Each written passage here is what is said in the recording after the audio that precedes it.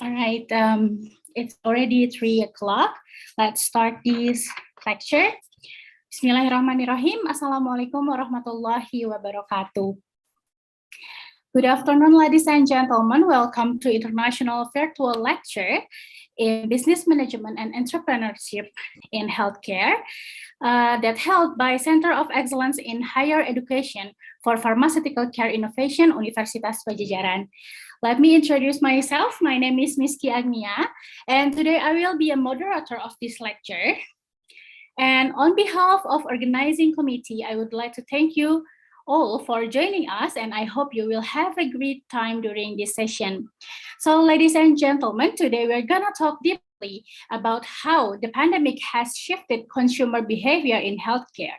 This topic will be delivered by Mr. Mehdi Ibrahim Johan, MSc, and I saw Mr. Mehdi is already here. Hello, Mr. Mehdi. Finally, I can see you again in another. Hello, Mbak. How are you, Mbak? I'm good. How are you? Yeah, great. I'm great, Mbak. Okay. Hope you all fine. Okay, thank you. So before we start his session, so let me introduce him first. So this is Mr. Mehdi Ibrahim Johan, MSc.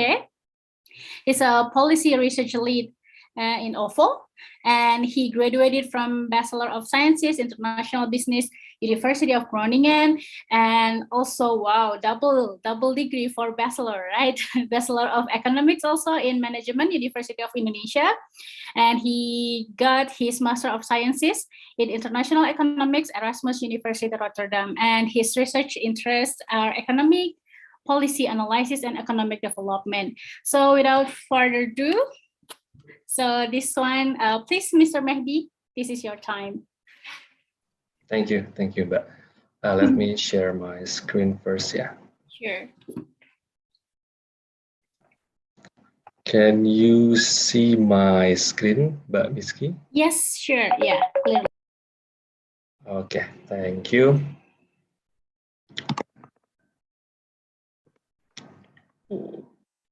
Okay. So thank you, Mbak Miski, for the introduction. Yeah, like Mbak Miski said, my name is Mehdi Ibrahim Johan. I'm a policy research lead at OVO, but I think I'm gonna shift it a bit the topic, Mbak Miski, not on healthcare because it's not my expertise. So I will move a bit into the digital platforms where maybe I'm a bit expert on that rather than the healthcare. Okay. But, yeah, but I will try at the end to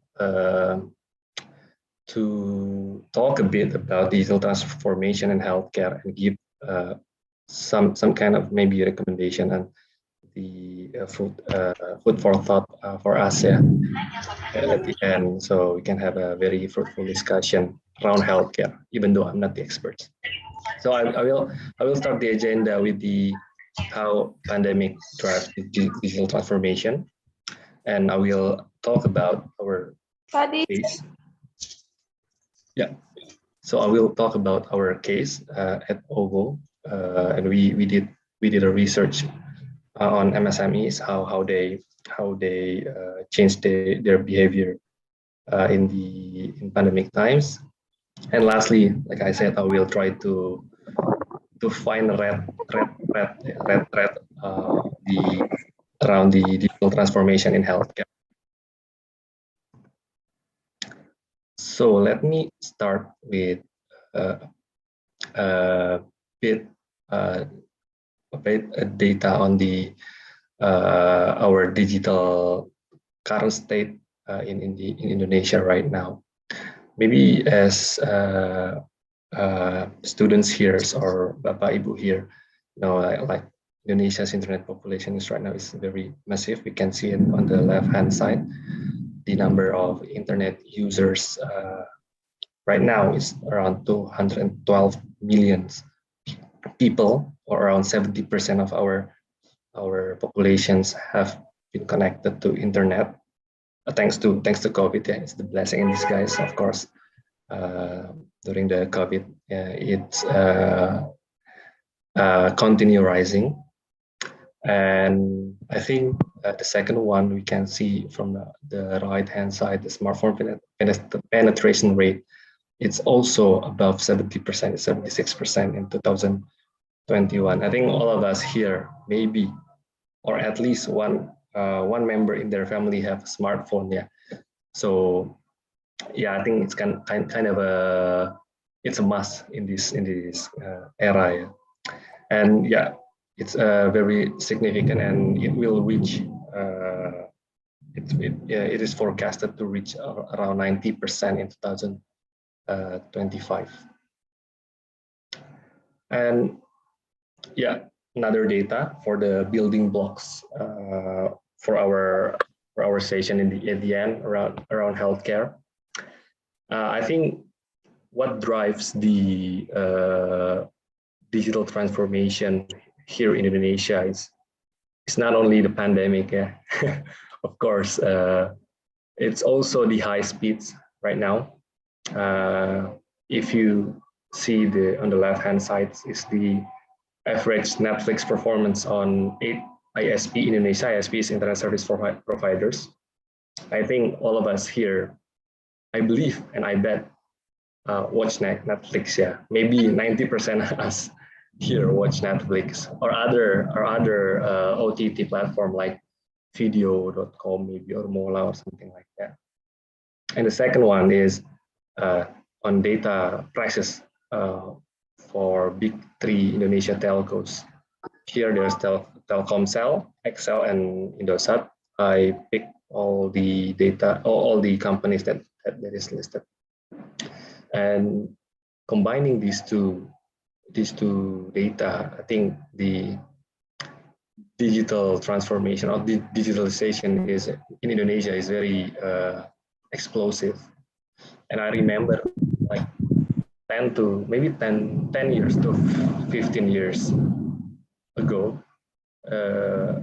I think the data prices or internet prices in Indonesia is quite high, yeah. And now with the only around 10,000, 20,000, 25,000, 50,000, you can access the internet. Yeah, you can get the data package. And another building blocks from for our session today is I got this data from Google Bain and Temasek. They just recently published this data around, I think, last month. I think it's very interesting data. Yeah? Like I put here, consumers find their way to deal with the pandemic. Right now, yeah, in the study, it says that reasons consumers continue using digital services, around two big reasons. First, they made their life easier, of course, more convenient, and it became a part of their routines. I think for e-commerce, it's no doubt. Yeah, people go to e-commerce to do groceries. They said it's made their life easier. We can open apps like, I don't know, Tokopedia and Happy Fresh and other similar apps. Beauty, or of course, Tokopedia, maybe the mothers and also the girls out there find it's very useful to use the e-commerce to find the beauty products. And electronics. Electronics have been, I think, for the past yeah, well, since the inception of e-commerce, I think electronics is one of their main huge chunk of sales. And lastly, apparel. Even though I'm not suggesting you to use e-commerce to buy apparel, because sometimes it comes with a different size, right? It's not recommended. And of course, food delivery is 72%. It's made their life easier. For me, I think I've been working from home almost 2 years, 1 year and 8 months, and I think at least once a week I order food through these food delivery apps like Grab Food. Video, of course, like I said previously, Netflix and all that, and music. The part of became part of their routine is bigger than the made their life easier, because yeah, maybe when we're studying and also when we're working, we're listen to the music like Spotify and all that. And on the right hand side, the average number of digital services consumed by a pre-pandemic user over time. So pre-pandemic, before the pandemic, people use like 4.8 apps or services during their day-to-day activities. But over the time, in 2022 pandemic and 2021 pandemic, they add more services to their life to fill their time with more, to keep them busy. Right? For me myself, I download so many games. Yeah, I even bought them. Not only download, I even spare my money for the games because of the pandemic, and also and I also like subscribe many applications for my children and also for me, like Disney Hotstar and something like that. Also Spotify. Usually I use it free. Now I spare my money to use it, to listening to the free music. So it's kind of interesting. People getting more digital services and apps. Now people during the 2021 pandemic, previously people only use 4.8. Now they use 8.4 digital services they consume. And of course, because I'm from OVO, the e-money company, it's also the e-money, the value of e-money transactions is very it's increased significantly. In 2020, it reached to 205 trillion in value, transaction value. And if we calculate the CAGR, compounded annual growth rate, it's around 132. It's a triple digit CAGR. I think it's very, very good. And if we see if we compare the H1 2022 and H1 2021, it's increasing 41%, and I believe maybe in the 2021, when we end this 2021 year, I think it can reach 235 or 250 trillion transaction value for the e-money. What drives this value? Of course, the pandemic. Yeah, like I said, it's blessing in disguise for several sectors, like the travel sectors, traveling sectors, and then and other, like, yeah, maybe the one that hit the biggest hit is the travel, like the travel offense and all that sectors, and also the tourism. I mean, sorry, and the blessing for the digital company, right? Digital platforms.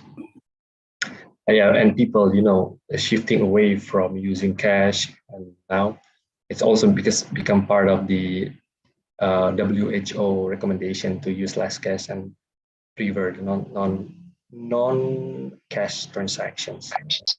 So people moving away from ATM, credit card, and debit card.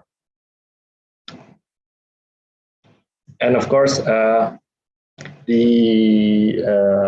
the e-money, beside the payments, we also see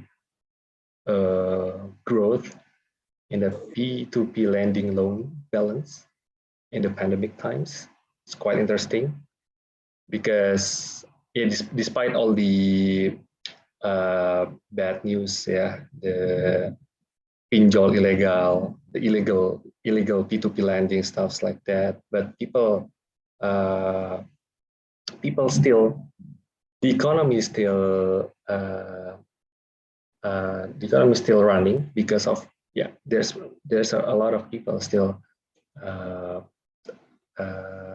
getting credit from the P2P lending, and the P2P lending is different from banks, of course, yeah, because P2P lending is more focusing on the retail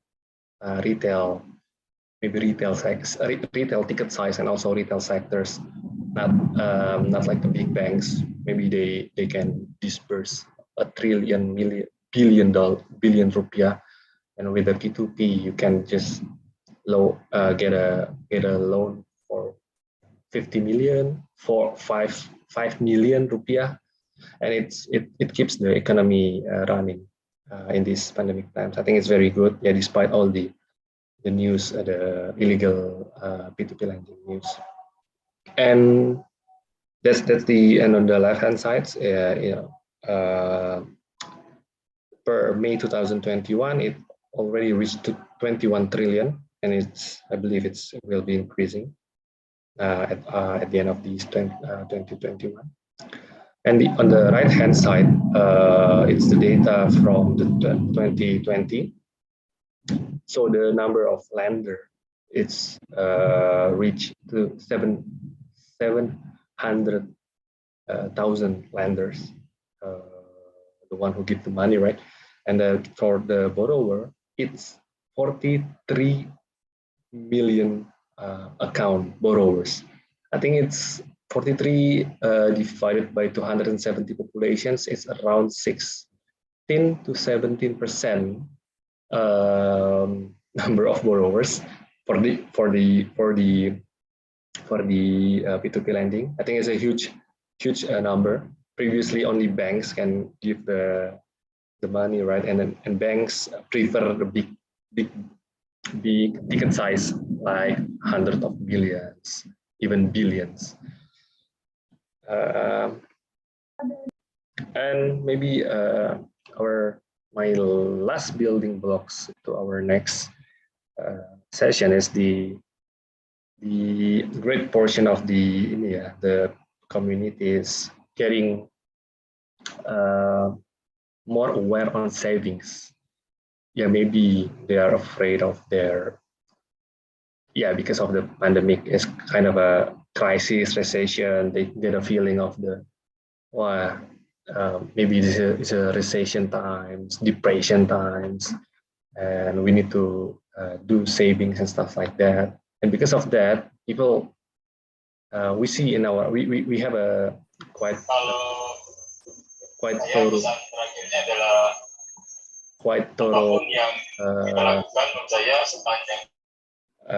analysis on this in fact the people investment and saving habits. So because of the pandemics, they try to save, and they're not only saving their money in the banks, but they enter the capital market. So because of the pandemics, people, the growth of capital market investors, mutual fund investors, and bonds investors increasing. So in the capital market, it's increased 56%. In the mutual funds, 78%, and the bond in bonds is 44%. All of them are double digit, and yeah, thanks to pandemic, but yeah, maybe people are getting because of the feel of the crisis and something like that. People trying to find a way out to save their life. And maybe we go to our second agenda on the OVO case study and MSMEs, how the pandemic has shifted the behavior towards MSMEs. So maybe before we enter this agenda, I mean, maybe some of you know that OVO consumers is the users, us, the one who use OVO for buying things, buying food, stuff like that. But for OVO, for us, our consumers, of course, the users, but our consumers and also the MSMEs, because we engage them, we onboard them, and because of them, you can buy all of your stuffs in the merchants, right? In the MSMEs, you can buy bakso, you can buy food, you can buy other stuff. That's why we are really focused and really care about the well-being of our MSMEs.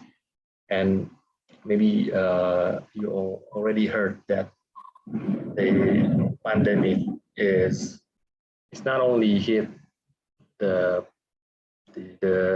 people, right? It's also hit the MSMEs.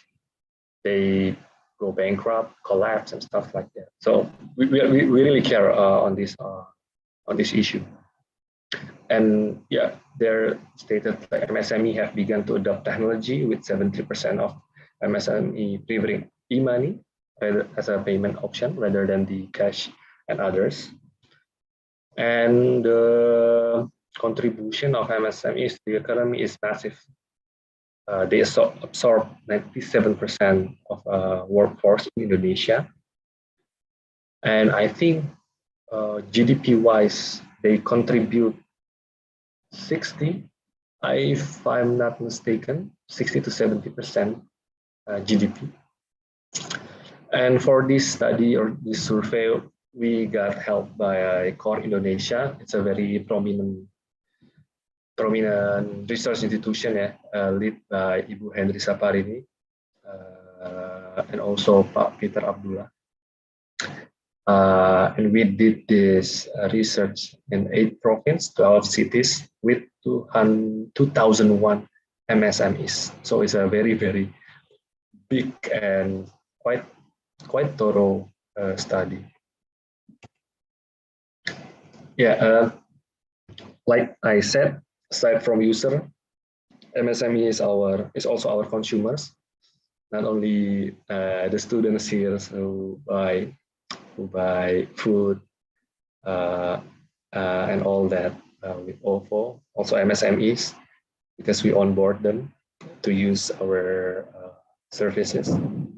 And the profile of OVO MSMEs is for this study is 63% are nano and micro scale. Really, the the merchants who you can find the merchants like in the street, with a very small stall and a very small stall and store, not the big one. And yeah, they're really prone to the pandemic, the COVID-19 impact. So that's why we really need to. We feel that we are obliged to do this study, because we need to know how they their situation in the pandemic. And maybe for your information, we have around 1.1 million merchants, and 90% plus of them are MSMEs. So we have a big chunk of MSMEs merchants. And on the right hand side, since using OFO, yeah, they feel several benefits. Yeah. First, they're keeping more consistent records, because in our apps you can see the records of the transactions, and they feel really they find it really helpful. And of course, the second one is because you don't need change, right? You don't need change for for cash. You need change for the maybe for the transaction.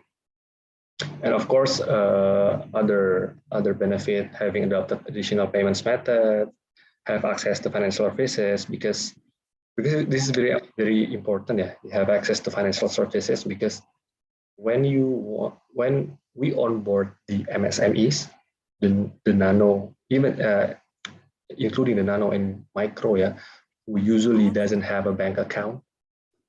When we engage them, when we said, please use OVO, use e-payment, e-money for your payment option, we push them to have a bank account. That's one thing that very interesting, because we push the merchants to have a bank account. It means we push the rate of financial inclusion in Indonesia. And maybe, as you all know, the financial inclusion is very important to have a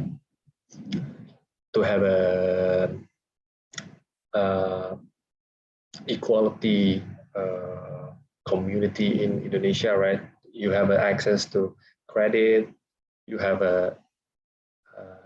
you know how to utilize, to manage your money, and something like that. And lastly, they are technologically literate. So previously, maybe the bakso stall, nasi goreng stall, ketoprak stall, who use I call it gerobak. They don't use quite enough technology in their day-to-day life. But because of we onboard them, they know how to use their phone, right?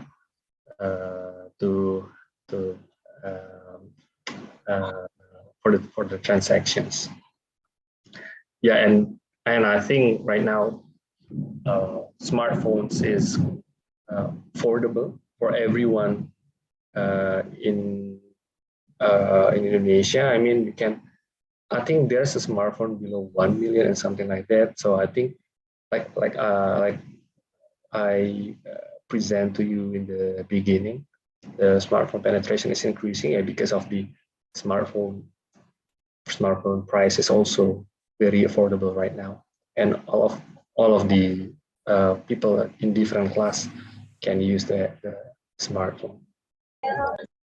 And here we also check with them how OVO impact their transaction in terms of the daily transactions, and also monthly, and also the revenue. And it's quite surprising.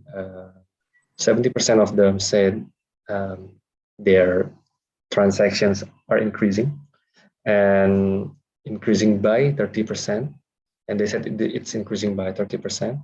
And for the revenue, it's also very interesting. 68% saw increase in monthly revenue, and the increasing and it increased by 27%. So at first, I think it's hard to persuade them to adopt digital or adopt the technology things. But when we persuade them like this will be benefited for you, this will keep your business afloat, and also the things like this will keep your transaction records clean, and you don't need changes for this, and something like that. And then when they use the our apps, so they know the benefit of digital technology adoption.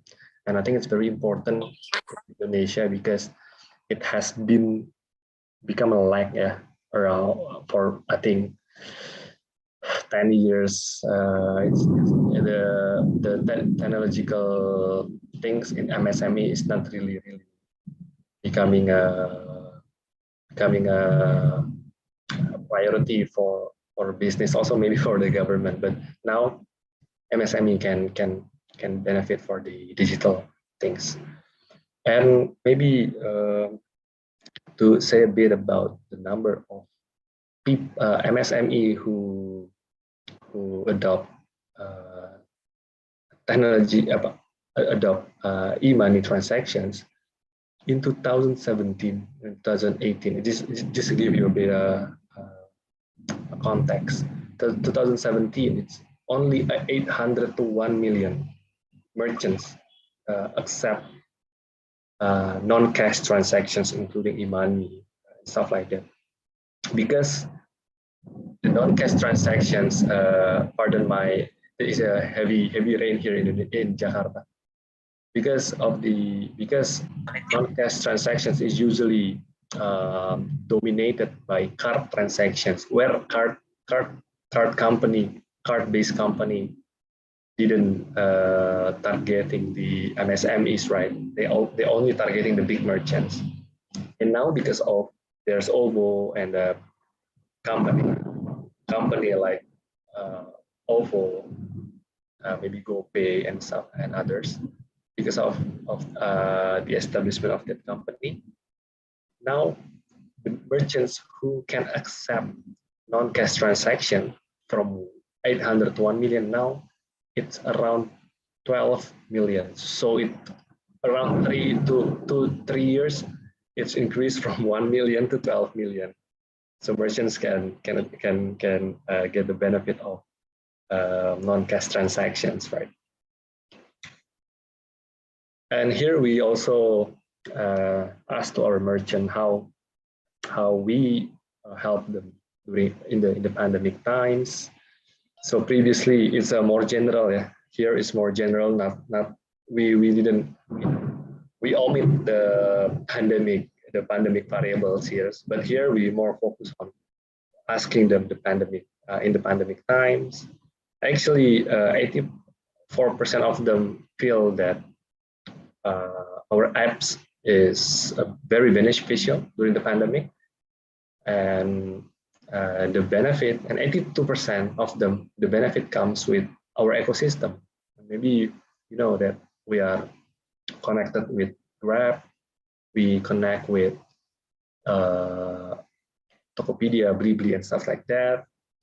And 90% of our MSMEs is connected with our ecosystem. So maybe you can find our merchant also in the not only in the GrabFood, but also in the Tokopedia and Blibli. They are already connected with our ecosystem.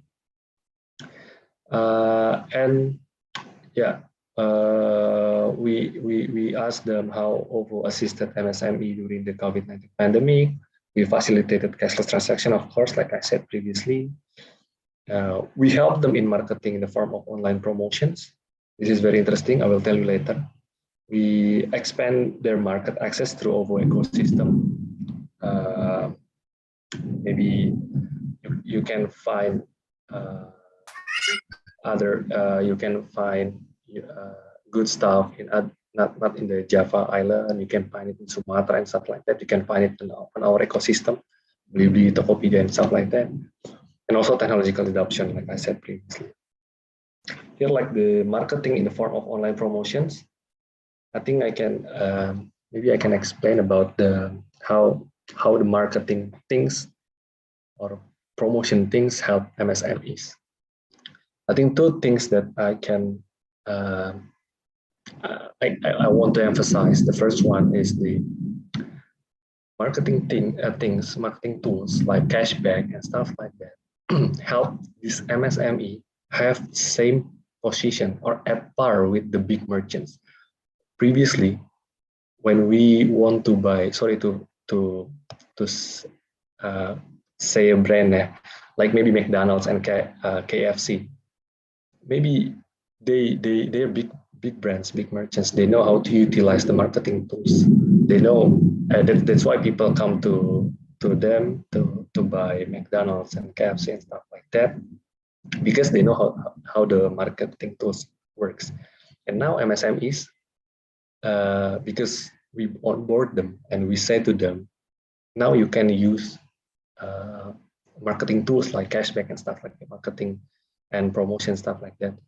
And now, for me, when I try to find a food or something like that, now MSME can have promotions, right? Previously, they don't know how to use promotion because it's also because it's also expensive. Like you have to have the poster, you have to have the pamphlet, something like that, the banner. It's expensive for MSMEs. For the of course for the micro and the nano one, but now they can use promotions cheaply. I mean, cheaply, you just click. You don't need to print the banner and stuff like that. And you can promote your food. MSME can promote their food in their apps at par with McDonald's and something like that. This is what have what is also the benefit that we give to consumers, and we sorry for the MSME, and we believe this the MSME will feel, yeah, because of the pandemic they will more aware. They need to adopt technology, and when they adopt technology, they must feel it gives benefit for them, like that, like the promotion things, and also like the bookkeeping things and stuff like that. And the second one, maybe the first one is the thing that they become par with the big merchants because of the promotion and cashback things. And the second one is it gives them more exposure and visibility to people.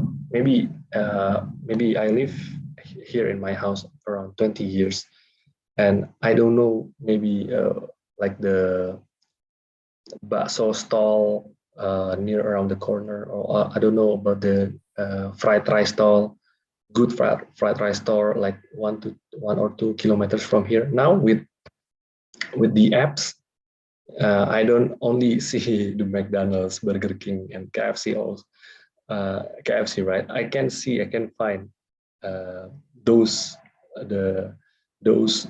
MSMEs, small MSMEs who has maybe it's not visible for me previously because it's very small and the name, but it has a good quality, but a very small, and it's out of my reach lah. So now they can, when they onboard on our ecosystem, they have more exposure and visibility to the users. I think those two, beside people also always said, e-commerce, fintech is a king of cashback, but it turns out the cashback give MSMEs and also the users benefit. It's not that only for the good of the company, but also for the good of the MSMEs and users. And like I promised to you in the beginning of my presentation, I will try to find a red thread on the digital transformation in healthcare. So I will start with the government spending, which right now focus on the ICT sector, ICT sector, information communication and technology sector. Maybe if we see in 2021, when the pandemic hit 2020, previously the governments only spent like, I think it's 21 trillion, 22 trillion. Sorry, 7.2 trillion. They spare only 7.2 trillion for the ICT sectors. And when the pandemic hits in 2020, it goes to 23.4 trillions, and the growth exceeds 227% of the ICT. I think is a quite late for the government, because they have been voicing digital transformations and all that. Maybe you guys also heard, the students here also already heard about Industry 4.0. I think it's been the buzzwords of the government since 2010 or 2012, but they did nothing in the ICT sectors. And when the pandemic hits, that's the turning point, I think, for the government to, so they realize how important the ICT things here is. And yeah, the state budget focus on ICT sectors, improving ICT access and infrastructures in order to boost digital literacy and human capital capacity. Government promised to provide 2,000 BTS. It's a transceiver in rural area, and providing 25 Gbps internet network through satellite. And still, the digital divide is still an issue to solve in Indonesia. Yeah, maybe when we talk about digital divide, it's not outside Java. Yeah. It's also in Java. I mean, maybe 100 kilometers, 100 to 200 kilometers from here, from Jakarta, gitu ya. It's still a blind spot for the students and also for the people who works there. So they didn't get the coverage of internet. I still find the news on that. I think it's still happening, the digital divide, and it's an issue to solve for Indonesia. And the trend here for the trend here, let's see, both from consumers and government to focus toward healthcare seems promising. So, sorry. The first one is the pharmaceutical sales. I got this from Fitch Ratings. The data is, I think they published this report in July. So the pharmaceutical sales, it's increasing, keep rising. 2019, it's 103 trillion, the sales of drugs and medicines. 2020, 110 trillion. And they forecasted in 2021, 119. In 2022, 131, and goes to 2025, 176. I think it's very interesting. People, the behavior of the people have changed. For me, myself, I often buy vitamins for my family. I think once a week, vitamins and all that, and good, and also yeah, I mean the people, the behavior of people have changed, yeah, toward more healthy lifestyle. And also the health spending here, it's also increasing by the government in Indonesia. It's reached 490 trillion in 2019, 2022, 524, 2021 is 561 trillion. It keeps rising. The government's also still focusing on the health spending, yeah, and we hope it's their commitment still rising. Even though I'm not the best person to translate these numbers, but I think the numbers seems pretty good for Indonesia, yeah. And when we connect those two, the comparison of COVID and the recruitment things here to see how COVID have impacted technology sector. Here, the comparison of tech sector's employee growth, we see the health tech is increasing to 26%. And the health tech, you know, like Halodoc, Halo Dokter, Klik Dokter, Hello Sehat, Dokter ID, they keep rising. I mean, they're growing very significantly during the pandemic times.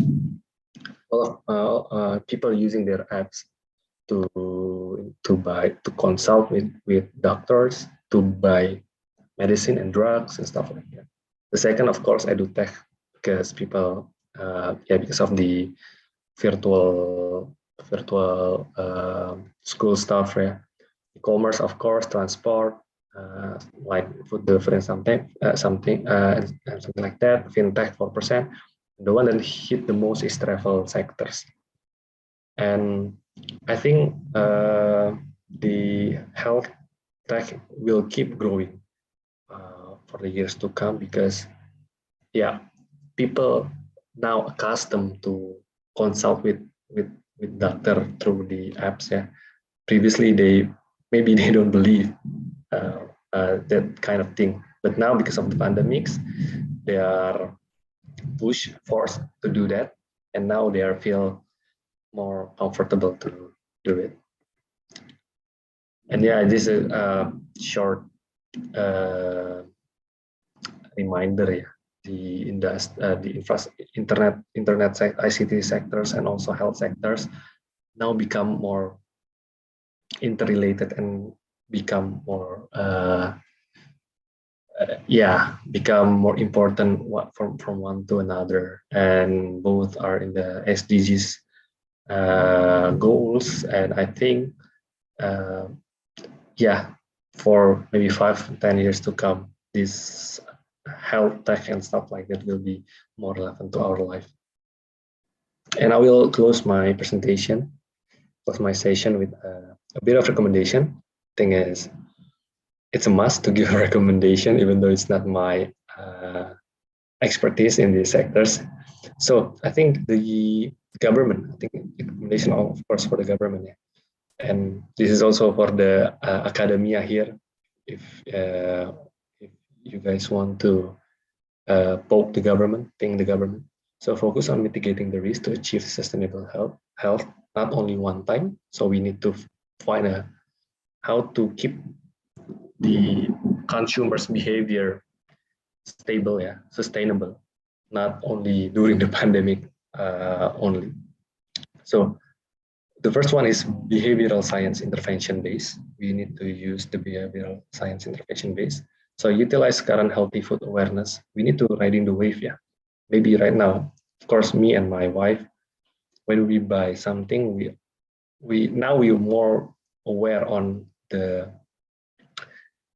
nutrient content, and also the healthy stuff and unhealthy stuff of the food. So maybe we can put maybe the government can use the warning sign or something like that. I think several countries already use this kind of warning sign or something like that. In the warning sign, like maybe if it's green, maybe the calorie below some certain level, maybe yellow, it's it's or around some certain level. Maybe it's red. Red is maybe very high calorie or very unhealthy. And also regular reminder on the level of nutrient that should be consumed. I mean, right now the many government institutions use the social media, social platform, digital platform to reach the people, right? I mean, this must keep continue in the near future. And the second one, utilize current exercise habits. I mean, here's is very important because people right now, if I go to in Jakarta, there's a Gelora Bung Karno, like the arena of the sport arena, sport facilities. Right now is very crowded, very crowded. People run, riding their bicycles and playing badminton, stuff like that there. I think this is a very good behavioral change for the consumers, for the people, and the government need to push this and make this sustainable.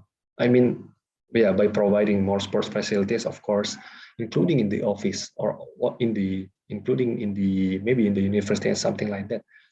And by improving these facilities, I think people become more convenient to and more convenient to do sports and exercise. And the second one, maybe push Peduli Lindungi collaborations with the tech company. Peduli Lindungi is our apps, yeah, for the check-in, check-out in the places like malls, so and other places. And I think this is very good. They have been connecting and collaborate. Peduli Lindungi have been collaborate with the tech company like OVO, Tokopedia, Grab. So you can scan the QR using OVO apps, and I think it's very important, yeah, because people maybe people it's familiar with OVO rather than the Peduli Lindungi apps, right? They don't need to download Peduli Lindungi, but when they download OVO, they already have the Peduli Lindungi feature there, and this could become a line of defense for the government and also for us when we give. So we will push people to get vaccinated, right, in this pandemic times, and we can give discount, and this tech company can give discount to the people who already vaccinated. So it gives more incentive for people to be vaccinated, to get vaccinated. And I think it's very important, very this intervention like this is very good, yeah, because maybe people feel quite ashamed because okay, I'm not, I've been vaccinated, I didn't get the cashback, the discount and something like that. So when they go to the mall, they feel a bit of quite ashamed like that. I think that's all from me, Mbak Miski. I think over to you for the Q&A session. Okay, thank you very much, Mr. Mehdi, for your presentation. It's really interesting, and there is a few questions ahead. The first one is not actually out of health system, actually. So the first question is, so basically, before pandemics, all sector of the business were running everything conventionally. They opened the store, people came and buy products directly, and then suddenly pandemic came and everything has changed. So customer behavior moved all to digital platforms. So what do you think about this trend in the future? Even pandemics, maybe it will be already end.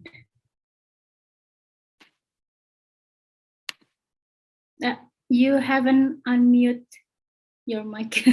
Okay, should I answer it right now or compile? Yeah, sure. Okay. Yeah, you can directly. Okay, I think people will, of course, go back to their previous behavior. Yeah, going to the malls. I mean, we all quite Boring. boring, right? In this kind of WFH things, WFH work from home things, and people will go back to the stores, to the mall, and something like that. But I think um, when people, some of people will do that, maybe, yeah. And let's say from the previously, they go to the mall or buy groceries. I will take the example of groceries. They do the groceries, running errands, like 1 month for 3 or 4 times. I think right now they only go to the stores maybe one time, and they can go buy their stores through the e-commerce, grab food, buying food through there. And this behavior will remain, I think, for the people who already knows how to use it. For example, my parents here in my home, I think they usually didn't know what is go grab food and grab bike and something like that.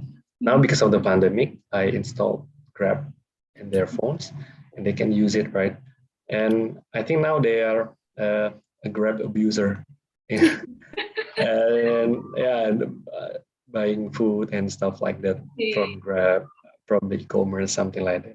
And of course, my parents, because of they're already quite senior, yeah, 60 60 plus, and I really want them to have a very healthy, yeah, did not go outside the house because they can get COVID and something like that. So I teach them how to utilize the digital platforms, and also watch YouTube. Now, yeah, they're YouTube abuser and also Grab abuser. Yeah, I see. Because my family is also running a business. Actually, conventionally, my parents also running a business. But then in 2020, everything changed. Then my father was like, "Oh my God, we never used any digital platform before, and now, right? Yeah, actually, it's really downstairs. But yeah, by the time, yeah, I hope everything, the economic will be recovered soon. I hope." Yeah, we hope so.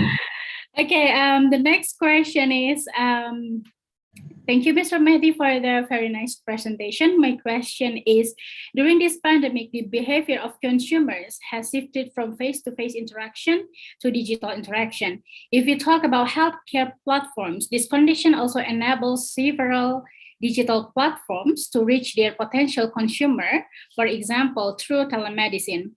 However, unlike another digital platform in telemedicine, sometimes the patients need to interact with healthcare professionals, which ideally is done face-to-face. What is your thought about the prospect of telemedicine post-pandemic? Can telemedicine be a sustainable option for healthcare services?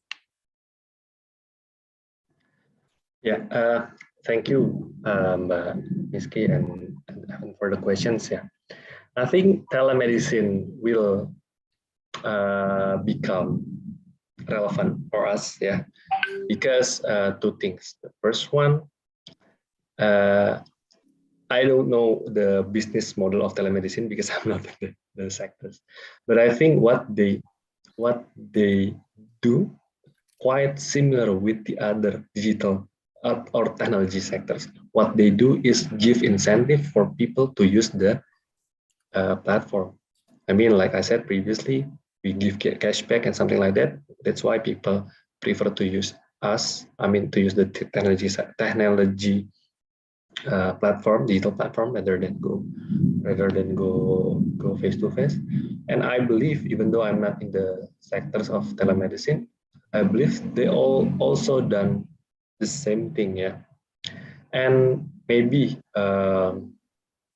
actually, again, I'm not in the sectors, but I think that's the first one. And the second one, I think, let's say we you are in the rural area, I don't know, maybe really rural, which have limited access to our healthcare infrastructure. Yeah. And those people in the rural area, if they have of course they must have the can consult with doctor and stuff like that through the telemedicine, right? And also maybe because of because of the limited infrastructure and also limited resources in their area, they can get maybe quite good doctor or good consultation with the people with the doctor outside that area, maybe like that. Yeah. That's the second one. Yeah, I think there's only two, see, but the third one is again the behavioral change, like I said. People, it's our job actually, but I mean the technological sector's job to make the user comfortable using the apps, even though maybe there's some flaw. I believe when the consultation with doctor, yes, it's very important face to face, of course, but some people maybe around 100 maybe prefer face to face previously, and we introduced to that 100 people this telemedicine. I think maybe it should be, because our seamless application, seamless feature, good feature, and also the cashback and all that. At least maybe 20-50% of the 100 people that been exposed by the apps must be feel the apps benefited, and that's the what become our metrics in the technological sectors is the retention rate, also the acquisition rate. Okay, thank you. Maybe it's gonna be the last questions. If there's anyone wants another question, you can just write the question, and maybe we will send to you, Mr. Mehdi, later and give the answers directly to the participants. Okay, the last one. Thank you for the insightful presentation, Mr. Mehdi. I'd like to know if OVO has any intention to expand e-money services to healthcare facilities, such as pharmacies or drugstores, hospitals, and other medical facilities. If that's the case, what do you think the most difficult aspect of implementing this service will be? Thank you. Thank you, Mbak Miski, again for the question. Very important question, because because health sector is getting more fun. Yes, we are going that way, but we are going that way. It's not by ourselves, because not only by OVO. Yeah, we collaborate, because here in technology sectors, it's important to create a very comprehensive ecosystem. You have e-money, you have ride hailing like Grab, you have e-commerce like Blibli and something like that. And also now we are also collaborating with Good Doctor. I don't know if you aware of the name of the apps. Yeah? Good Doctor is also telemedicine, and yeah, that's the strategy we use to expand our ecosystem. And now the user of Good Doctor can use OVO as their payment method, and I think it will create a very seamless transaction when people know that OVO and Good Doctor is collaborating. Yeah. Because Good Doctor is a telemedicine app. They cannot create their own payment options. They must collaborate with banks and something like that, e-money, of course. And now Good Doctor already onboard OVO to their apps. And also maybe apart from telemedicine, we also in OVO we have OVO insurance. I think it's quite similar with other healthcare insurance. Kan healthcare also, yeah. I mean for the good of the people. for the health of the people. Yeah. So we also have the OVO insurance product and services, which offers the user to protect themselves from the disease out there. I think that's my answer. Okay, is that answered, Mr. Lutfi Andrian? Okay, anyone for the last one? Do you have any questions to ask directly to Mr. Mehdi? Is it enough? Okay, because of the run of the time, thank you very much, Mr. Mehdi, for your presentation, and thank you for come again to our international lecture. Of course, my pleasure. Thank you very much. And before I close the session, maybe let's take a picture. Of course. Okay, anyone can take a pictures? All right, so okay, slide 1, 3, 2, 1. And then wait, where is it? Okay, slide 2. Slide 3. Okay, other one is already off, but it's okay. Thank you very much, Mr. Mehdi. So for the last time, there is a certificate of appreciation from the committee. It's for Mr. Mehdi Ibrahim Johan. Thank you for coming and joining us, and see you again in the another chance. Thank you very much all. Thank you, Mbak Miski. Thank you. Pleasure. Thank you. So by the end of this Mr. Mehdi session, I'm gonna close the session of Mr. Mehdi. Thank you very much, everyone. So we will continue to the next speaker. So how about the committees? Okay, so Mr. Zulfikar Birani is already here. Hello, Mr. Zulfikar. Hi, good afternoon. Good afternoon. Thank you very much for joining us this afternoon. So, ladies and gentlemen, we will continue for the next session. So this session, we will talk about maximizing the use of evidence in policy, that will be delivered by Mr. Zulfikar Muhammad Zulfikar Biruni, MPH. So he's currently working in Ministry of Health, Republic of Indonesia. He's also sub-coordinator for pharmaceutical management, Directorate of Pharmaceutical Services in Ministry of Health Indonesia. He graduated from Pajajaran University and got his Master of Public Health Economics in Melbourne University, Australia. And his research interests are in health administrator, head of drug section, and also about the program management officer for deputy director of pharmaceutical and medical devices. So without further ado, please welcome Mr. Zulfikar Biruni, please. Thank you, Ms. Miski. Hi, good afternoon, everyone. Thank you for, first of all, thank you for the organizing committee who invited me as a speaker in this international seminar. I'm very glad to be here to share with you about how we in the central government strive to maximizing evidence into policy.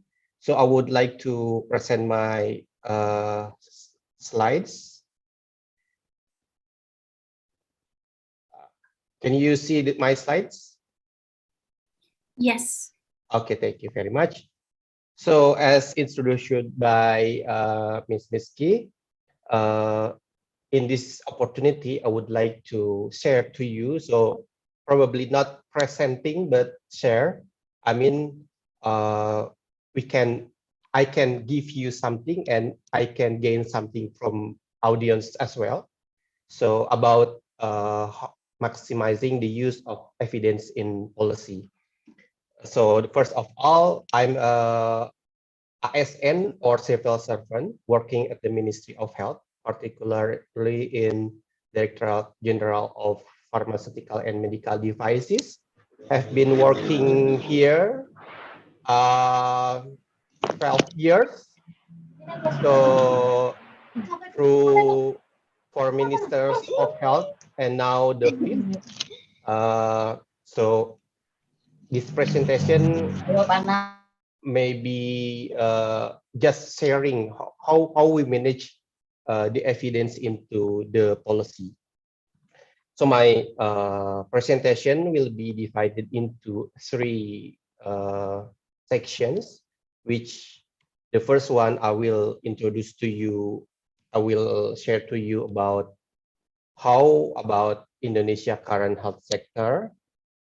And the second one is how the evidence can be integrated into policy making. And the third one is how we can make a bridge from the evidence into practice, because this topic is about maximizing the use of evidence in policy making. So the first one, I would like to tell you about the current situation in Indonesia health sector. The most important thing from current health system is Indonesia still encounters persistent health challenges, as we know that there are challenges that we need to solve as soon as possible. The current situation is our health outcomes still lags versus other countries. If we can see in the left side, the first graph shows us about life expectancy at birth in 2018.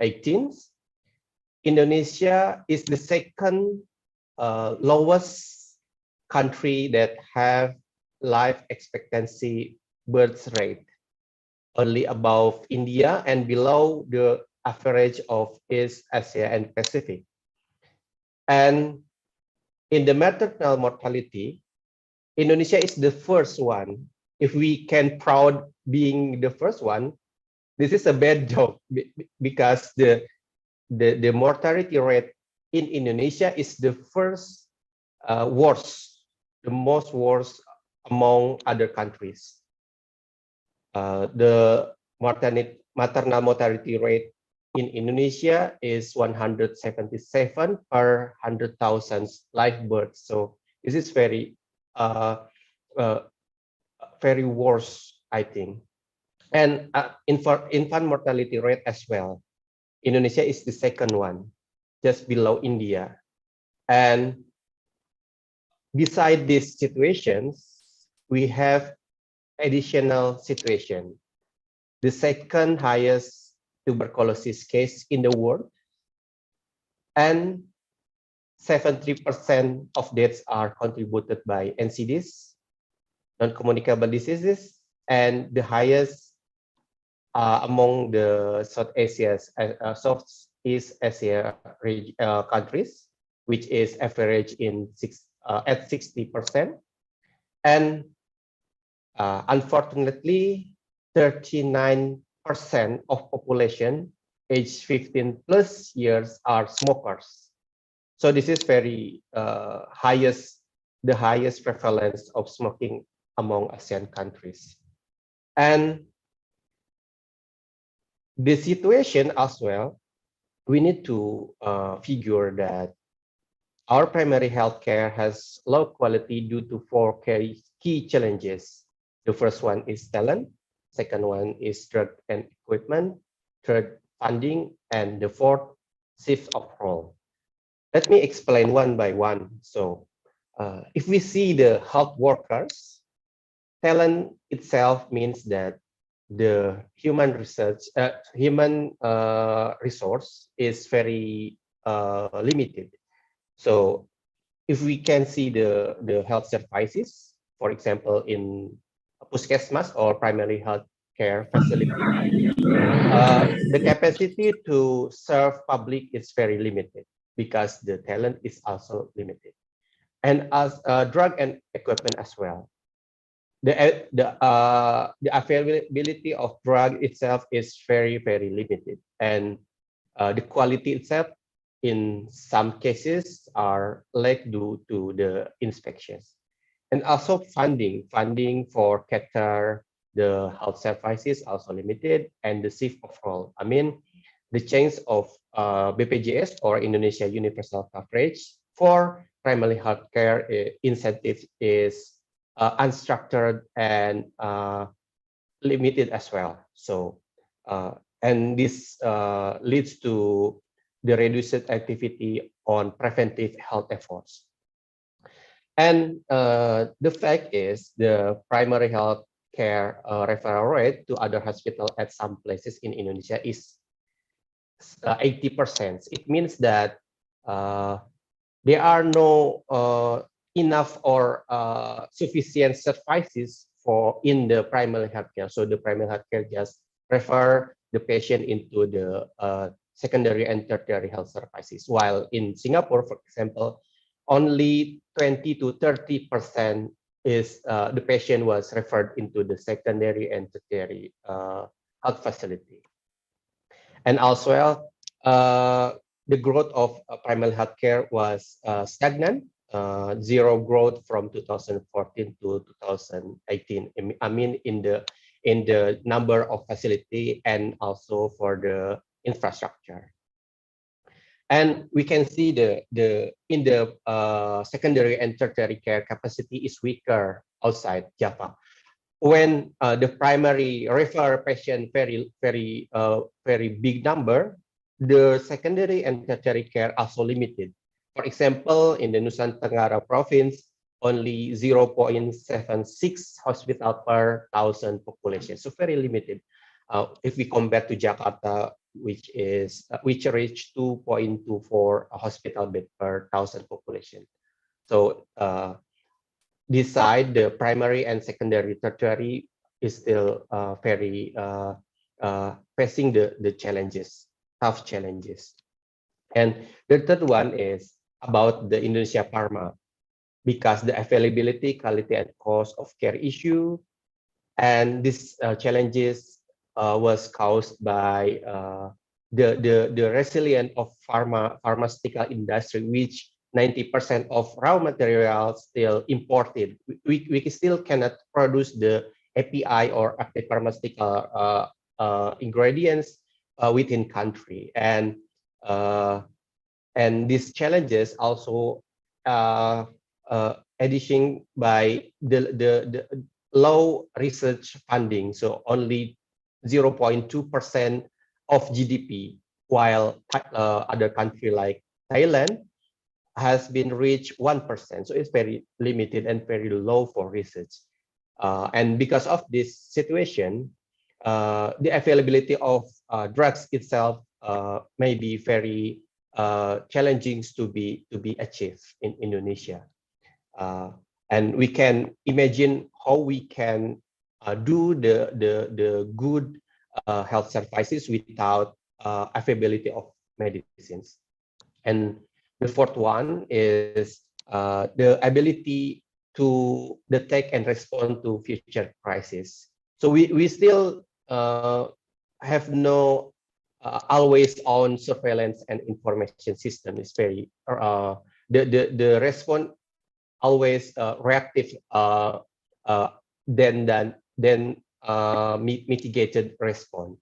And pharmaceutical industry, in particular the domestic one, is still very limited production capacity. So if there is a emergency like pandemic, the pharmaceutical industry maybe cannot fulfill the demand.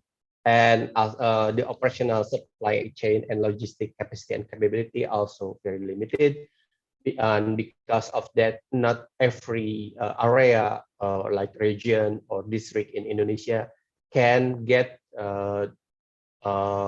medicine or medical devices on time while there is an emergency in there.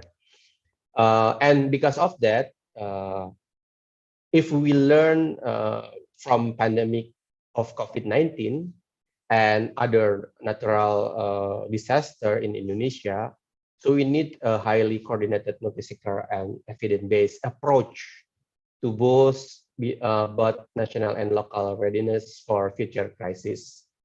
So we need to use evidence how to set this, how to address these challenges. And the structural issue as well, like the very limited of doctor. So the number is 0.4 doctor for every 1,000 Indonesians, while in ASEAN countries has been reached 1.2 doctor for every 1,000 Indonesians, and OECD average is 3.2 doctor for 1,000 Indonesians. So very limited for doctor itself. We can imagine how health services for Indonesian can be conducted very effectively, and in the bed of health services also very limited. And the fifth one is about health tech relatively healthcare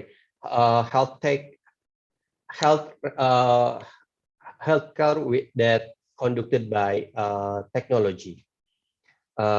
If we can see that Indonesian health tech is relatively nascent, but has a significant potential. If we can see the previous presenter that has been explaining about how we can conduct healthcare based on technology like telemedicine and so forth.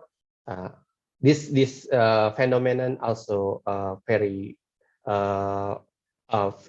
feasible to be conducted in Indonesia. However, we need to address the several barriers like fragmented data, as we know that in the Ministry of Health itself, there are around 400 applications spread nationally in Indonesia, and it's still fragmented one each other, like how every ministry has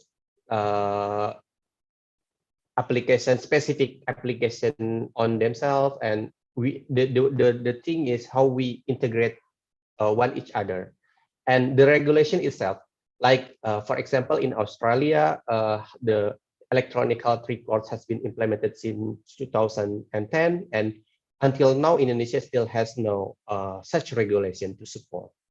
And also the investment itself for develop health-related technologies is also very low in Indonesia.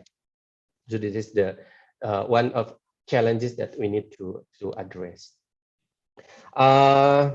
However, Indonesia Health Ministry has committed to implement health system transformation. So we strive to transform our health system because we realize that in the near future we cannot implement all current system very well, because we need to change, we need to reform, and we need to upgrade our health system. So there are 6 categories. The first one is primary health care transformation. The second one is about the secondary care transformation. The third is health system resilience transformation. The fourth is about transformation about health financing. The fifth is health talent transformation, and the sixth is health technology transformation. So we hope from these 6 categories, we can reach the vision of healthy, productive, and independent and just people. So we can able to accelerate our health system outcomes, like improving maternal child health, family planning, and reproductive health, accelerate improvement of community nutrition, improve disease control, healthy movement culture or GERMAS, and strengthen health system and drug and food control. So we need to do this transformation because our future generation need to be safe If we cannot do this transformation, the question is how about our future health? So we need to do this all together. And I would like to show you about the Indonesian National Medium-Term Development Plan, because the previous transformation need to be aligned with this National Medium-Term Development Plan. If we can see, there are 7 priority in the National Priority 3, which the objection is about improving quality and competitive human resources. And we need to elaborate these 7 areas. So we can transform the health system aligned with this national plan. And the Ministry of Health itself has a strategic plan which need to be reached at 2024. There are 5 key primary healthcare priorities in Indonesia. The first one is Healthy Indonesian Program, or PISPECA. The second one is Nusantara Sehat Program. The third one, Primary Healthcare Facility Accreditation.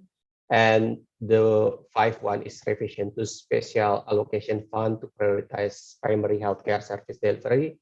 And the 5th one is about Minimum Service Standard, or SPM, for health. But the Healthy Indonesia program as well need to be achieved is 3 pillar. The pillar 1 is about healthy paradigm. Pillar 2 is strengthening health services, and the third pillar is universal health coverage, or JKN. So these 3 pillars, if we can implement it very according to the plan, we may achieve the healthy family. And this healthy family program was supported as well with Nusantara Sehat, in particular for remote areas, borders, and island, or DTPK in Indonesia.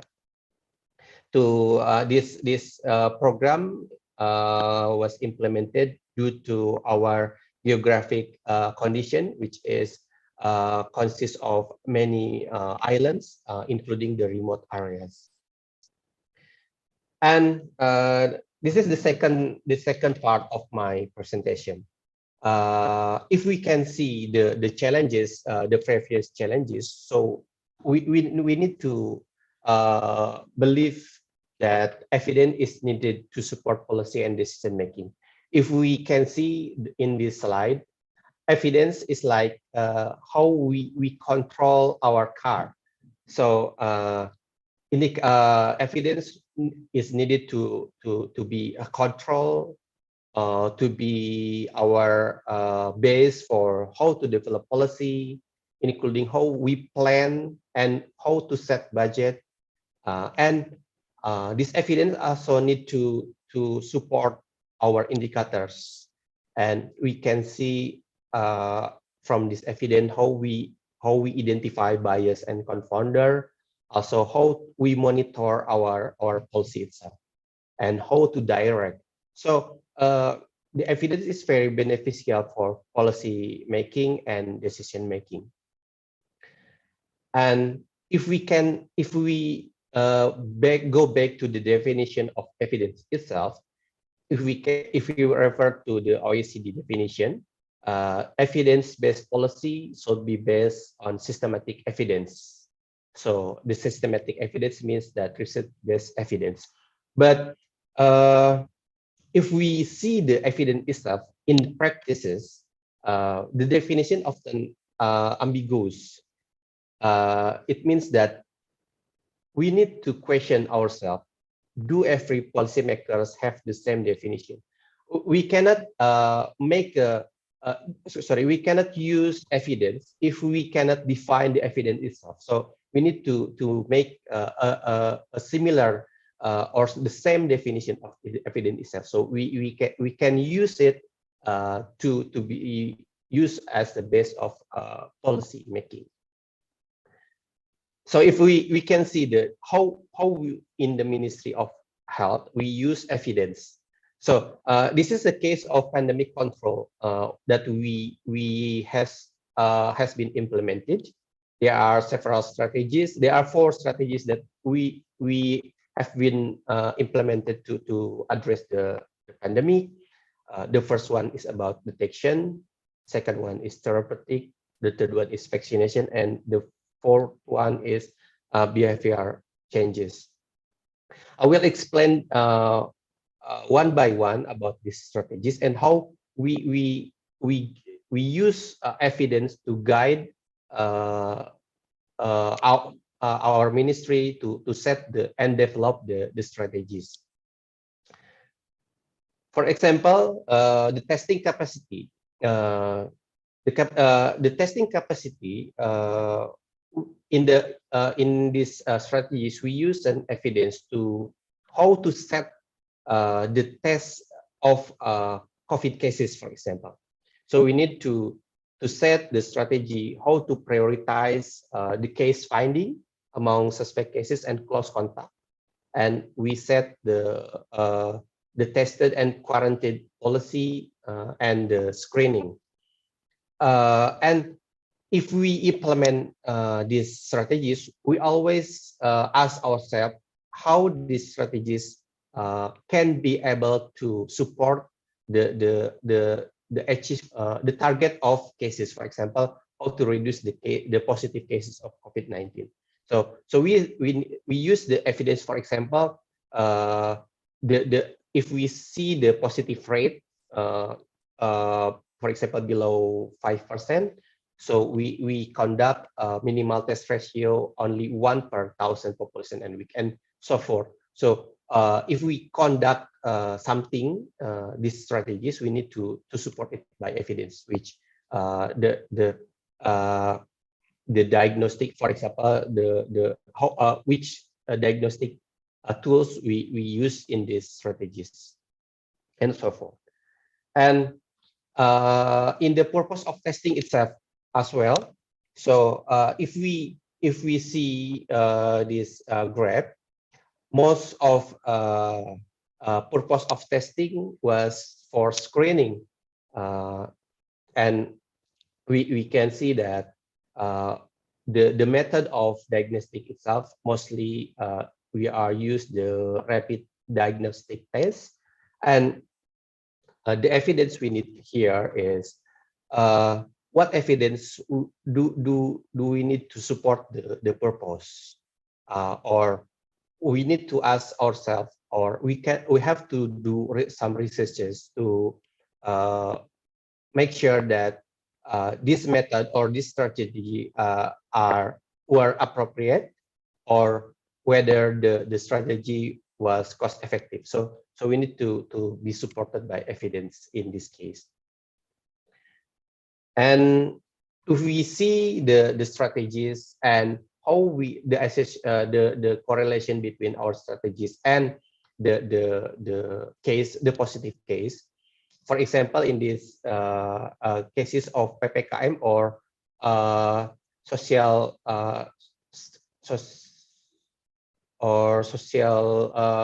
movement, or in Jawa Bali, for example, last July,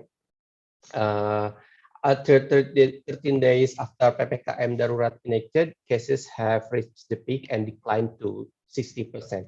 But if we see these strategies or our policy, we need to be supported by evidence. How do the interventions effective? So these questions need to be answered by research, by evidence, or if there is some evidence, some recent evidence, do we need to support or realign the decisions? Or another questions like, how is the association between the length of PPKM Darurat and the decline of cases? We need to answer by evidence. So we need to gather evidence from the research and how we adjust the policy itself with the evidence. And in this case of trend of proportion of positive cases, Java Bali versus non-Java Bali, we can see that the proportion is quite interesting, because when in Java Bali the cases was declined, but in non-Java Bali the case is inversely increased. And often we need to ask ourselves how in the time being, because as we know that the case is very rapidly rapidly increased, or in last July, we can do the research that can be support the decision to construct immediate response, because we need often we need immediate evidence that to support our decision. This is the one of challenges about the how we integrate evidence into the policy. And another example for the genomic surveillance and variant of concern, as we know that there are some variant of concerns of COVID-19 viruses. So we monitor this one, and the questions about the evidence is how we can maintain the controlled supply of research evidence to support decision pathway. So when there are cases and the rise of variant of concerns, how research or evidence can support every decision we need to develop in the policy. And one interesting is about drug productions that often does not meet the drugs demand due to higher confirmed case. If we can use evidence to address these situations, we can see that evidence becomes follow-up strategies, can be used to develop strategies. For example, if we can see that the demand is not met, we can use related policies like government used to produce remdesivir locally, for example, and we can make a policy to distribute drugs proportionally. For example, 50% self-isolation package for Indonesian National Armed Force, or TNI, and 50% market needs. So we split the proportion, so we can raise the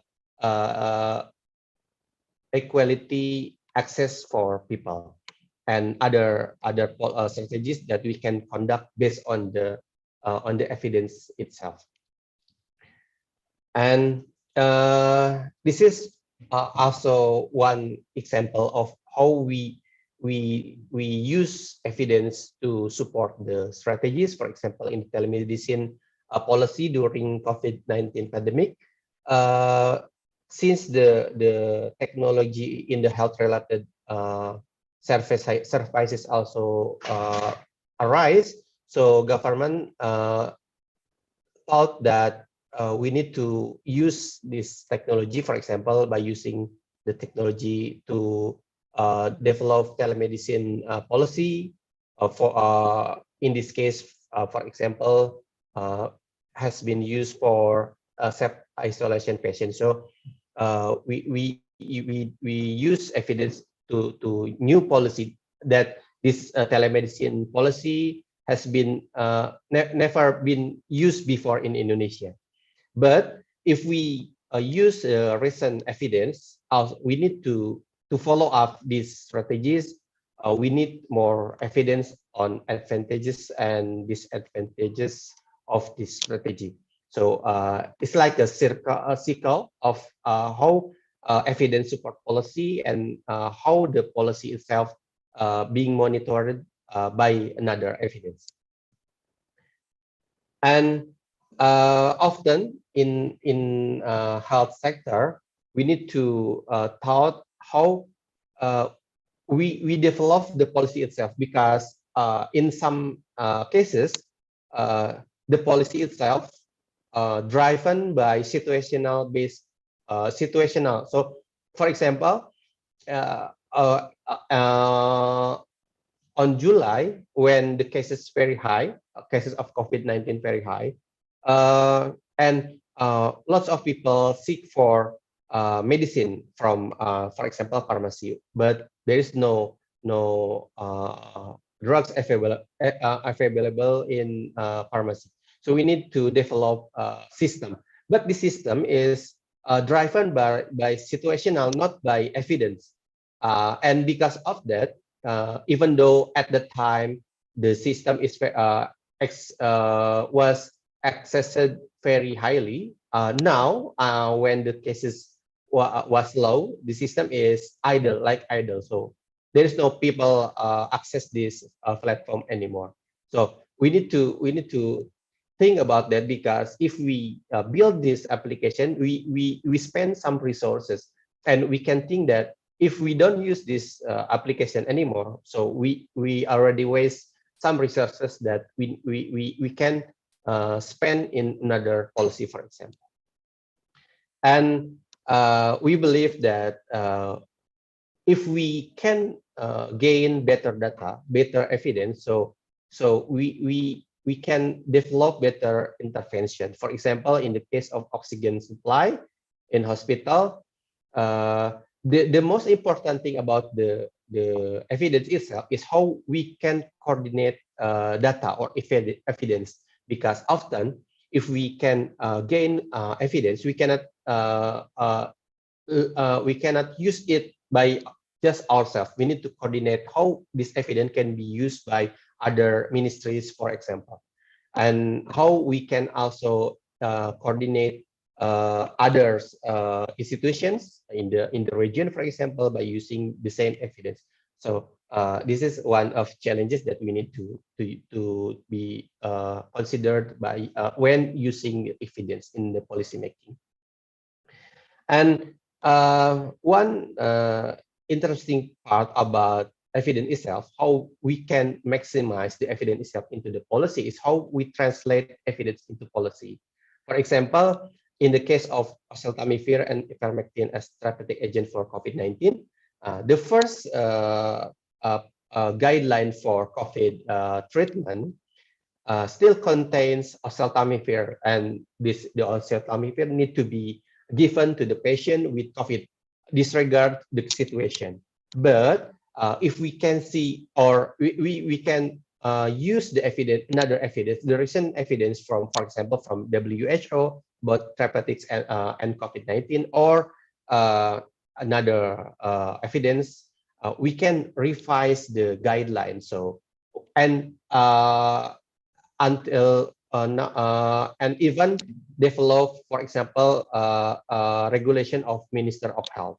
So based on living evidence or recent evidence, we can develop a new policy that probably more beneficial for health system. But often in the process, critical appraisal of policymakers was not implemented thoroughly. So this is one of our challenges, how we translate the evidence, and we can think very critical how we use the evidence, or which evidence we need to use to develop the policy itself. And we can see if the vaccination of COVID-19 itself, the goal is how we develop herd immunity, and how the herd immunity can support the economics, alleviate, how can this herd immunity support to alleviate social and economic impacts of COVID-19. And we need to supported by evidence that can correlate that one each other, our goals and our strategies. And if we see the evidence itself, how the effectiveness of the vaccine, and we can use the evidence how to make a better strategies, the recent strategies. For example, how we can support the third vaccination, for example, the third dose of vaccination. So the herd immunity can be sustained. So this evidence needed to support the strategy itself. And about the vaccination, for example, that we know is a cost-effective approach, we need to use and seek for recent evidence how that this policy need to be adjusted. For example, whether there are another vaccines that can be used to support the vaccination. For example, the one who has cost effectiveness, the higher cost effectiveness ratio, and so forth. And how the vaccination and herd immunity support the economic recovery need to be supported by evidence as well. For example, in the term of micro and macroeconomic indicators such as prices, how the herd immunity, how the vaccination, herd immunity, and the economic recovery correlated one each other.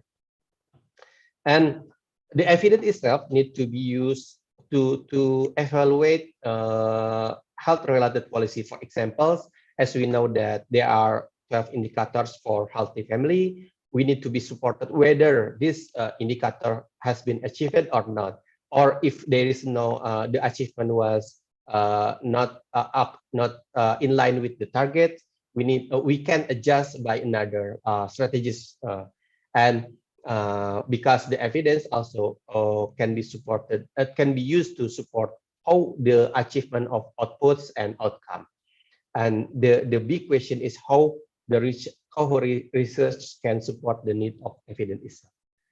This is the very interesting question, because which evidence can be used to support the evaluation of the output itself is very we need to think about that very thoroughly. And which evidence, the type of evidence. For example, in the development of health program intervention, we can use both quantitative or qualitative evidence. For example, if we see some of our policy has been driven both by both type of evidence. For example, in the left side, we use the quantitative evidence, and in the top side is we use qualitative. So we can use those type of evidence one each other and can support one each other.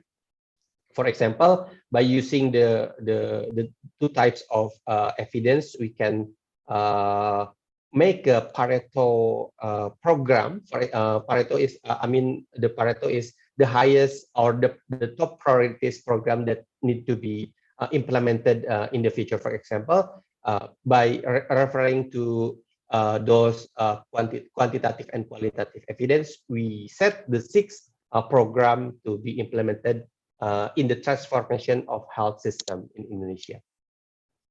And also, the evidence need to be used to measure the effectiveness of program. So because this kind of evidence will determine cost spent to achieve output and outcome, or even cost of inaction if we didn't do a necessary program. For example, if we can see the health efforts, which is consists of curative, rehabilitative, or preventive promotive, we spend some money to those type of health efforts. We need to figure whether these interventions are effective or not. For example, whether those programs lead to healthy people or even illnesses. If the program is not effective. So we need to support the effectiveness by using for example, economic analysis. How the program we spend cost into a particular program can gain some benefit, for example, and so forth. And the evidence needed to support the health spending, because if we see the health spending continues to increase from year to year until we cannot figure how much money we need to spend in the future to make our nation healthier. So the evidence need to be used, because we need to realize that we're facing very limited resources, while on the other hand, there are unlimited needs in health sector. So we need to figure how we spend the resource very thoroughly. And even though this is the third part of my presentation. So if we believe that evidence-based policy making is strategic, we need to shift our paradigm, how to use rigorous research findings, data analytics, evaluation of new innovation, and so forth. And we need to refer to hierarchy of scientific evidence itself. From the stronger hierarchy of evidence, we believe that it is better. But the problem is, in some situations, policymakers think they have no commitment to a hierarchy of evidence. So not every policymakers thought that we need to be supported by the higher level of evidence. Some policymakers often use like experience. So I thought what I did yesterday can be used for future programs, for example. That's very often we hear in the policy making process. So we need to realize this situation as well. And for example, in the drug supply chain management, evidence-based decision making is very important. For example, in the selection of medicine to be used in Indonesia universal health coverage, for example, by develop national formulary, evidence is very important. How we use, for example, real world data as evidence to support the development of national formulary is very important. But in Indonesia, this is very still be a challenge, because the source of real world data, for example, electronic health records, also very limited. While if we can gain the evidence from the left side source of real world data, we can develop more effective national formulary policy, for example. Because if we see the national formulary, we use this policy to control of quality and cost of medicine in the JKN, or Indonesian universal health coverage. We need very robust evidence how we put in or put out medicines into and from national formulary. So we need to develop a very useful national formulary by using very robust evidence. But in some situation, I found that maybe the evidence-based policy is not fully implemented, because maybe there are like a political side that still need to be used in the policy making process. But I believe that we need to decrease this kind of evidence-driven policy, like for political side and so forth. we need to go back to fully evidence-driven policy.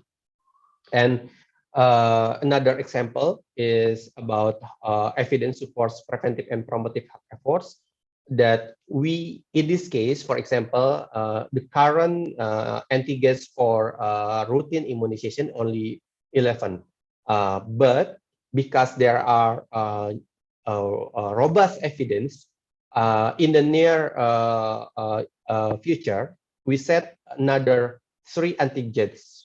One of them is, for example, the HPV for human papilloma vaccination program, which will be conducted fully in 34 provinces of Indonesia, starts from 2023. But this kind of evidence, like systematic review of the vaccine itself, is not enough for the policymakers, because we need to realize that in health sector, that policy often develop in the complex situation. We need to think about another evidence. We need to support this policy. For example, how can we develop these 3 new antigens within countries? So that kind of evidence need to be used to develop policy, so the policy can be sustained in the future, not only at that time, but in the future. How can we sustain the policy itself? And if we can see the policy cycle and how the politic and how evidence and politics need to be integrated one each other. So the traditional policy cycle that involves the creation, negotiation, revision, and implementation of laws, regulation, and so forth, need to be integrated one each other, because in Indonesia setting, there are disparities in terms of health status and the quality. For example, decentralization and how the capacity of the Central Ministry of Health to maintain integration and align across the different level of the health system. For example, there is a policy that we develop in the central government, need to be implemented by other regional development. This is not easy because often the regional, like for example, government or city, provincial or city area or government has local policies. So we need to integrate the policy by using evidence and also political will. So this is not easy, but we can do that by support the policy itself by using evidence. And if we can see the how policymakers decided about the policy, there are some stakeholders we need to be integrated or coordinated, key national policy actors, subnational governments, stakeholders, and NGO.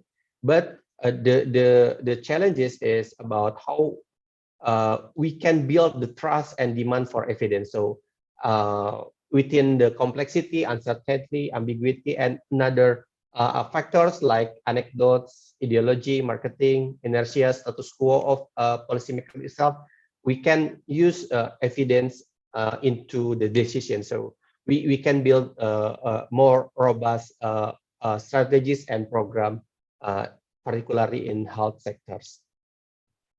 And the challenges on standardizing evidence into practice. Yes, there are some challenges from designing how we can design the evidence itself from the fragmented data, for example, and disintegrated element of data, universality issue, and so forth, like structuring, analyzing, visualizing, and adopting into one approach that can drive the policymaker itself. So we need to think about this together to make the evidence can be used in the policy making. And in the policymaking environment itself, somehow tricky, very tricky. From my experience, often we need to approach some actors, for example, our head of department and so forth, to convey that this evidence can be used in the policymaking and so forth. And we need to adapt to the institution itself. For example, how can we can address, or we can deliver the evidence within some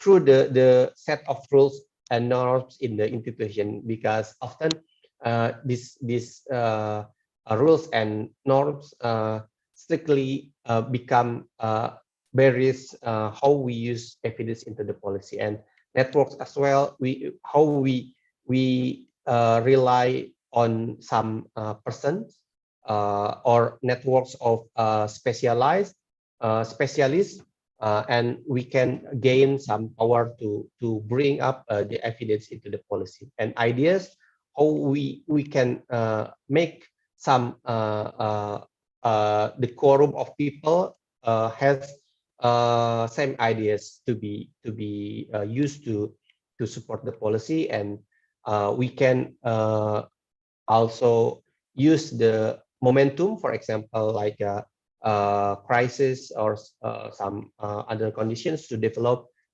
policy. So it make urgency to develop some policies. And how we closing gaps between scientific facts and practices, like a principle of chemistry, like dissolve light. So we need to transfer the knowledge from the evidence, and we need to translate the knowledge or the evidence into something that may be useful and beneficial and feasible to be conducted into the policy. And we need to deliver it into some kind of very simple ideas, so people can so the policymakers can understand what and how the evidence will support the strategies.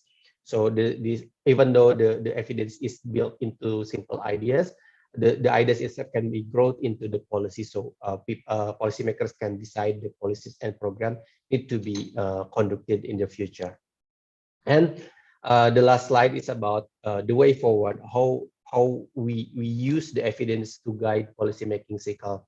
So I believe that the government itself need to be changed. For example, how we minimize the conflict of interest. For example, we cannot use policy to make everybody's happy, because in one time the policy itself is hard to be decided, because we often want everybody's happy, but the policy itself not not to be not built into this kind of purpose. And the most important thing is how the all governments level need to be adapt to complex policymaking environment, because not everybody in the government have an ability to adapt to this complexity in the policy making process, because often people tend to wants to do something easy, while the policy making process itself often complex. And how we find where the action is, for example, how we can deliver the policy, the evidence into the policy. And also we need to learn the rules, learn the language. I mean, how not every government able to critically appraisal. So government itself need to be adjusted, need to learn how to critically appraisal the evidence and how to use those evidence into the policy. And we need to build each other, build trust from the evidence from the researchers, and we can use the evidence into build something new and better in the future. And we need to exploit events and windows of opportunity. For example, when the crisis of COVID-19 comes, we need to see that as a window of opportunity. So we need to develop, for example, new regulation that based on the evidence, and we need to develop also like a tool to assist or engage platforms. For example, the technology, information technology. We also need to develop, for example, another tools like integrated data database in Indonesia, so we can use that as the data for develop new evidence for our policy implementation. And of course, from researcher side, the researcher probably need to tell effective story. For example, simple idea and most relevant information and most relevant evidence to support the decision making. And we need to reinforce heart and mind on multi-level policy making system. Probably the researchers need to build some like marketers or key messengers to address to deliver evidence to the policymakers, and need to be delivered technically and most feasible solution, and need to be adjust with the policymakers motive and opportunity. For example, because the like in the previous slide, like the soft light, so people research need to be similar to the policymakers, so the idea can be delivered better. And we need to form coalitions of people who share the same belief and turn their belief into policy. And like the previous presenters, exploiting stereotypes, for example, benefiting those support the policy, for example, give discount, and so they can engage to the policy, and punishing those block. For example, the one who didn't support the policy cannot give cannot get some benefit for the policy and so forth. So from this approach, I hope that we can do it together. So the most important thing that we need the evidence to support the policy, because the one and only is we face a very limited resources, and while on the other hand is unlimited health needs. So we believe that evidence can support the better policy making, and we need to do it together. So probably that's all of my sharing. So I will give back my presentation to Ms. Moderator. Thank you very much for your attention. Thank you very much, Mr. Zulfikar, for interesting talk. And actually, basically, because I'm how to say, basic researcher, this is kind of new for me. So thank you for your knowledge. So from all the participants, is there any questions? You can open your mic directly, or raise your hand, or write the questions in the chat box. Okay. For the first question, Mr. Zulfikar, I want to ask, so thank you for the nice presentation. This is also one of the questions from the participant. From your presentation, it seems that awareness among policymakers to utilize evidence-based policy is varied. Some are aware of the hierarchy of scientific evidence, and some are still use experience-based for policy. Do you think the first step that we need to maximize evidence-based policy is to raise awareness for top-tier policymakers first? And what recommendation would you suggest to advocate this issue for them? Okay, thank you very much for the nice questions. Yes, from my experience, we believe that the top level of policymaker itself need to be realized that evidence is needed For example, as I mentioned before, that I have been working through some ministers of health. I I I experienced that not every ministers use very robust evidence to make a policy. For example, some ministers only uh, use experience, for example, to develop policy. So and the output and outcome from the policy itself is very different. Was very different. For example, if we use evidence, uh, often the policy making process itself is very efficient, and that's why we need. Yeah, this is very political because the top level of management, for example, in the Ministry of Health, often decided by political itself. So we need to advocate them to use evidence as to use evidence as feasible as possible.